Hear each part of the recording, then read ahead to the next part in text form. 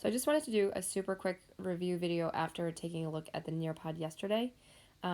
So feel free to watch this and it will kind of remind you of how quadratics are going to get transformed, and it should also help you with today's activity.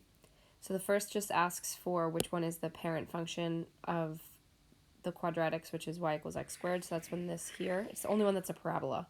This one is linear, so it's not quadratic.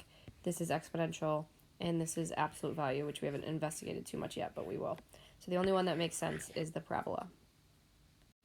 And so this is just asking us to sketch or to draw our parent function of y equals x squared. So just as best you can to know that this is what you'll be comparing all of our other sketches to.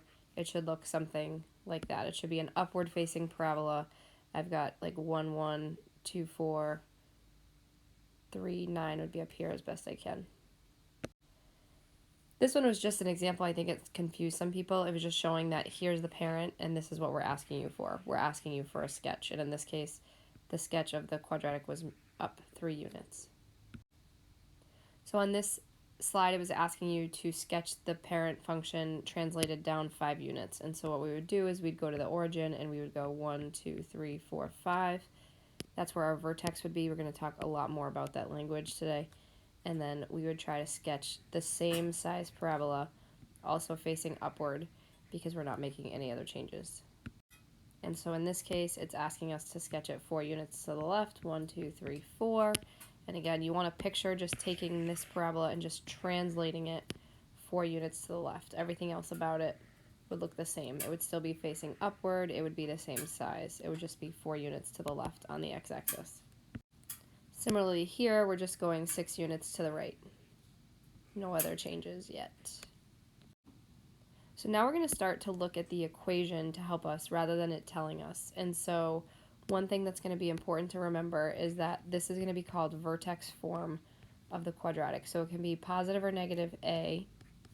Then we're going to have possibly in parentheses x minus h squared. And so remember, this squared is what makes it quadratic. And then plus k. And so there's different things that can happen in a quadratic based on these pieces of information. So the first thing is k is going to be my up or down shift, depending on if it's positive or negative. H is going to be my left or right shift, and that actually works the opposite of what you'd expect. So if it's just like x minus 1, it's going to go to the right, and if it was plus, it's going to go to the left. And that's because if it's plus, that means that technically h would have been negative, because minus and negative would be positive. Then you've got your a value, which is going to cause a stretch or a shrink.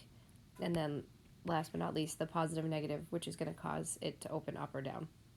So in this particular one, what I've got going on is I have a k number. I've got a plus 2. And so that's just going to shift my parabola up 2. So I want to take this parent function and I just want to move it up 2 spaces. And so on this graph over here, I'm trying my best to just sketch that same parabola, just shifted up 2 spaces. So on this one here, I again just have a k value, and so what that k value is going to do is it's going to shift my parabola just down 7 spaces. But everything else about it should look the same. It should look the same size as the parent, so you're just picturing almost like a translation, a slide, which is just going down 7.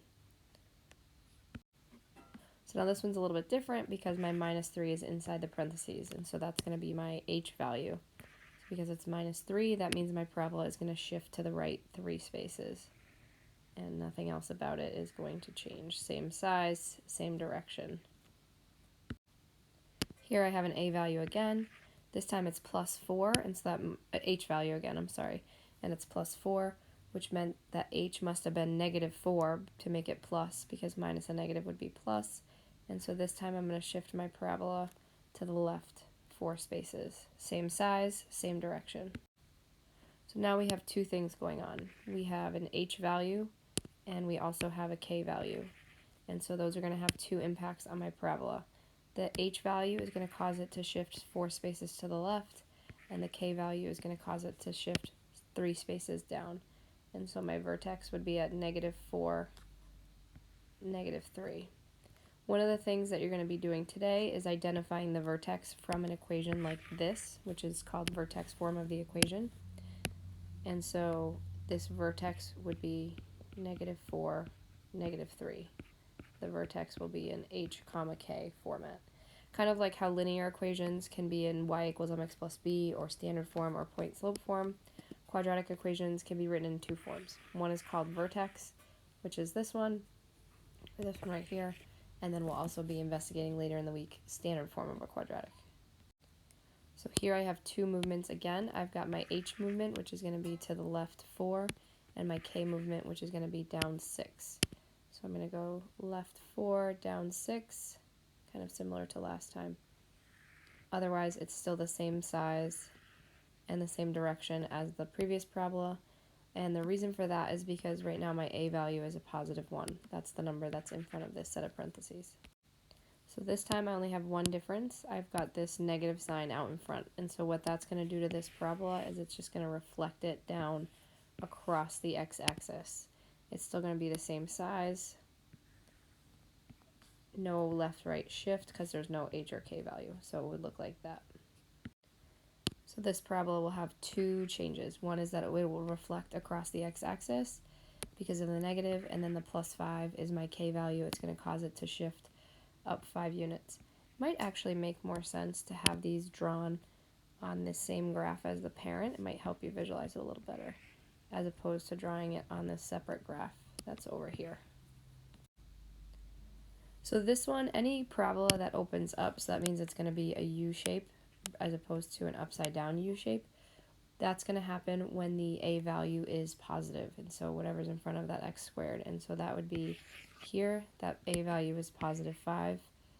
Then this is my parent, so y equals x squared opens up, and then y equals 0.25x squared. So this would be the parent here opening up.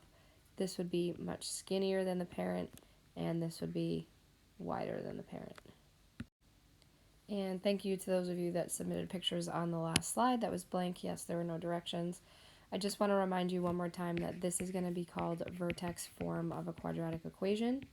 The reason it's called vertex form is because in here you can see the vertex h comma k, and the thing that makes it quadratic is this squared. So remember, you've got a k, which is an up-down movement, your h, which is your left-right movement, but be careful with that one. It goes kind of opposite of what you'd expect.